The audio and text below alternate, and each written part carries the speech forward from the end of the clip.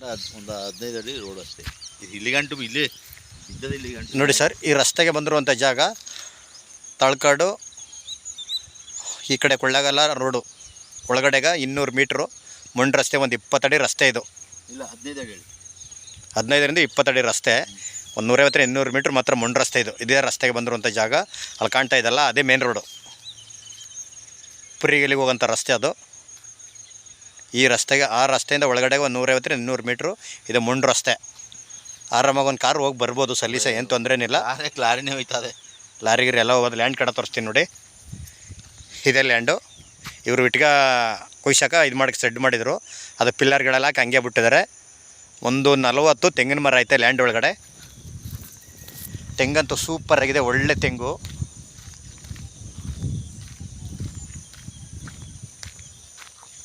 ಈ ರಸ್ತೆಗೆ ಹೆಚ್ಚು ಕಮ್ಮಿ ಒಂದು 150 ಅಡಿ ಬರ್ತದೆ.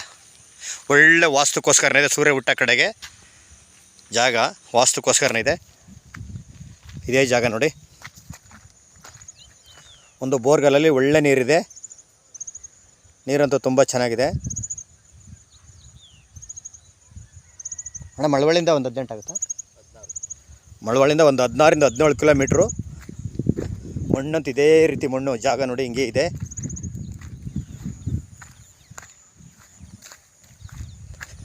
ಜಾಗ ಮಾತ್ರ ವಾಸ್ತುಕ್ಕೋಸ್ಕರ ಇದೆ. ಬೋರಲ್ಲಂತೂ ಒಳ್ಳೆ ನೀರಿದೆ.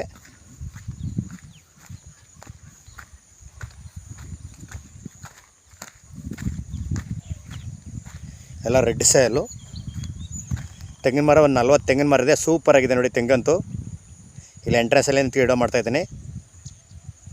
2 ಎಕರೆ ಬಂದಿರುವಂಥ ಜಾಗ. ಹಿಂದೆ ಜನರಲ್ಲು ಈ ಬೇರೆಯವ್ರು ಪರ್ಚೇಸ್ ಮಾಡಿದ್ದಾರೆ, ಒಂದು 10 ವರ್ಷ 12 ವರ್ಷ ಆಗಿದೆ ಪರ್ಚೇಸ್ ಮಾಡಿಯವರು.